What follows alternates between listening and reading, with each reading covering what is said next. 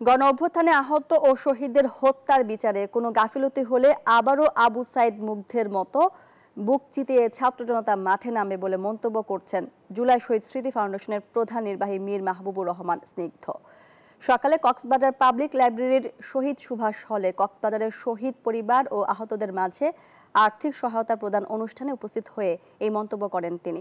এ সময় গণ অভ্যুত্থানে কক্সবাজার শহীদ ও আহত ৪৭ জনের পরিবারের কাছে তুলে দেন আর্থিক সহায়তা। এ সময় জেলা প্রশাসক মোহাম্মদ সালাউদ্দিন সহ প্রশাসনের ঊর্ধ্বতন কর্মকর্তা ও ফাউন্ডেশনের সদস্যরা উপস্থিত ছিলেন।